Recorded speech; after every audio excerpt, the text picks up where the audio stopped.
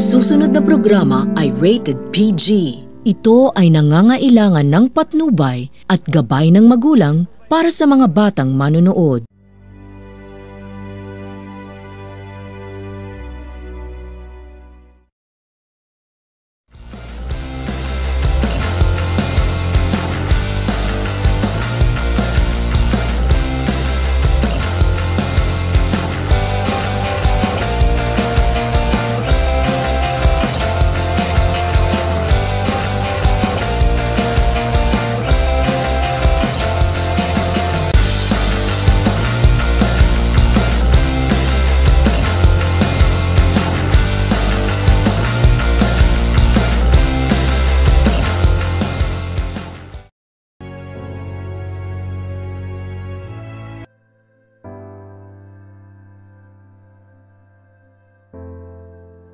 The fair spirit categories that make up the dynamic culture of drink around the world.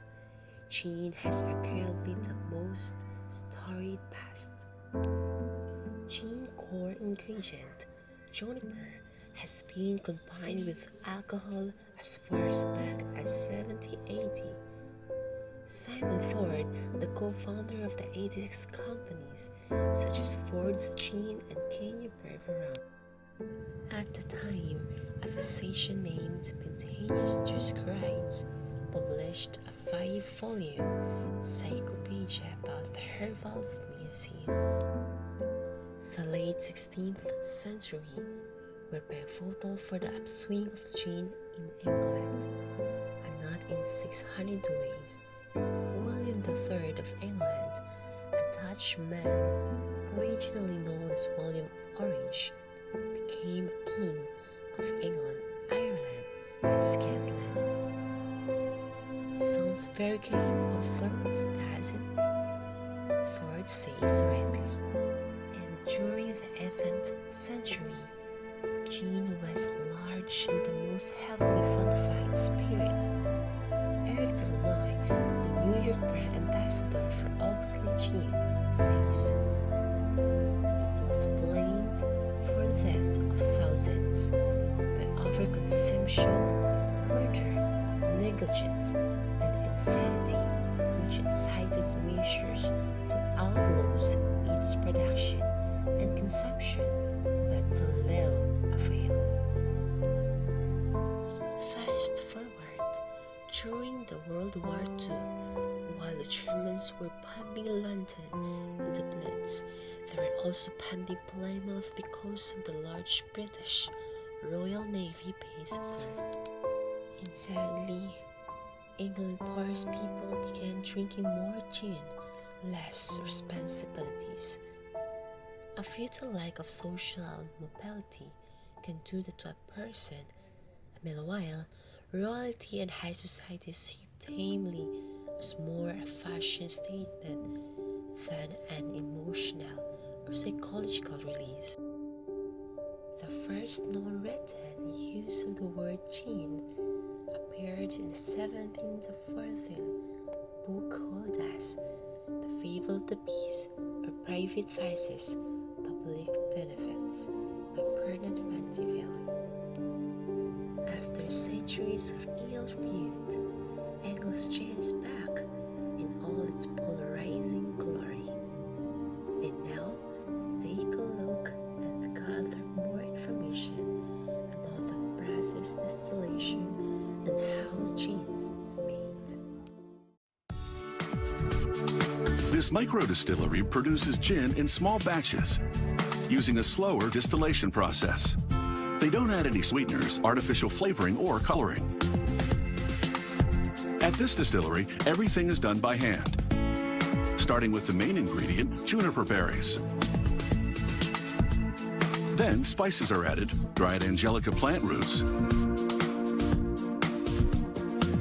coriander seeds,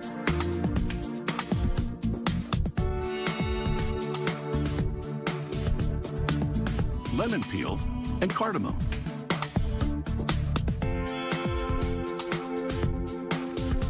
All these ingredients go into a 90-gallon copper still. A spirit distilled from fermented grain is already in the still.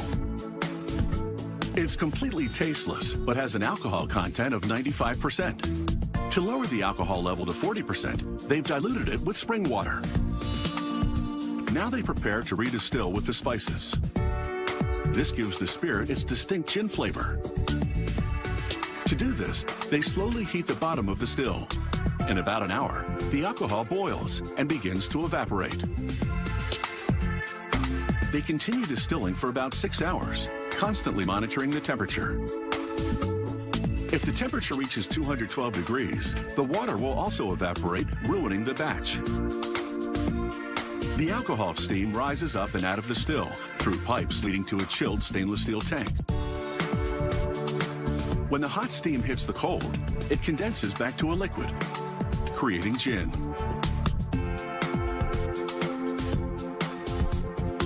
Throughout the distillation process, they take samples to measure the density and temperature. These readings reflect the current alcohol level. They adjust the distillation speed as required to produce a target alcohol level of 76%. Only the middle of each batch, known as the heart of the distillation, is collected. This particular distillery adds another step. They infuse the gin with raw parsnips. This gives it an earthy flavor and subtle floral aroma. They peel and slice the parsnips, place them in a tank, then pump in the gin. After a couple of days, they pump it through filters on the way to a storage tank.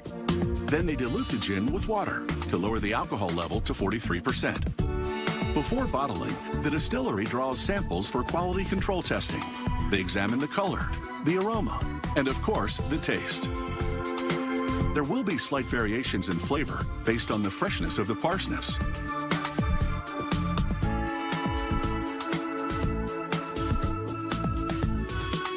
This micro-distillery has no automated bottling line. They fill the bottles by hand, only 6 at a time.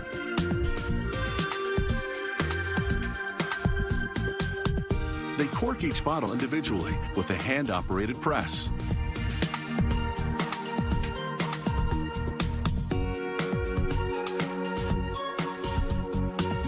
They apply a plastic sleeve, which they heat shrink tightly over the neck. The consumer pulls a small gold tab to remove the seal and uncork the bottle. This hand-operated machine labels one bottle at a time. The machine removes the backing to expose the adhesive, then presses the label onto the bottle. This is a London dry gin, meaning it's made with the traditional ingredients and contains no added sweeteners or colorings.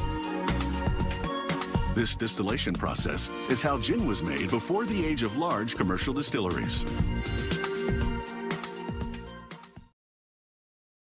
The different types of gin mixing.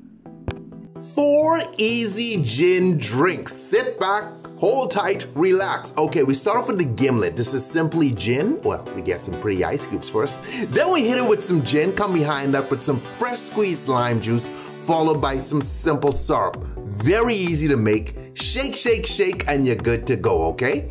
All you need to buy for this now is some gin, make your little homemade simple syrup, and you are great to go. Garnish with a little lime. Okay, just to sexify. You don't even need that. If you're home, you're not trying to impress anyone. This is a classic gin martini, okay? Some of you martini aficionados might be, well, that's not exactly right. Make it the way you want to make it. There's a million martini recipes out there, okay? So gin, come behind that with some vermouth, stir, stir, stir. Grab our glass that we had chilling, okay? And we pour in our mix, and then she hits it with a little bit of bitters, and we are good to go. Beautiful, all right? Stick in some olives, okay? This is not my kind of drink. That one got a little too advanced for me. I ain't there yet. Okay, this one's the bee's knees, okay? Bee's knees, all right? Start off with some gin, hit it with some lemon juice. Beautiful. I discovered this one in Hawaii. Some honey water, that's simple syrup kind of made, but made with honey. Shake, shake, shake. Put an ice cube in a glass, pour that in, garnish with a little lemon. Are we using a lemon peel in this? Yes, we are. Squeeze out the oils, drop that in, and we are good. Here we go with gin and juice. I know what you're thinking, Snoop Dogg rolling down the street sipping on gin and juice, okay? All you rap enthusiasts, but we put a little twist on this because we put in gin, but it's not just gin and orange juice the way he was doing it. We put in a little bit of grapefruit juice, we put in a little bit of orange juice, get that mix going, those flavors blend together into perfection. Then we garnish with a little piece of orange. Good to go, and there you have it, 4 very easy gin drinks for you.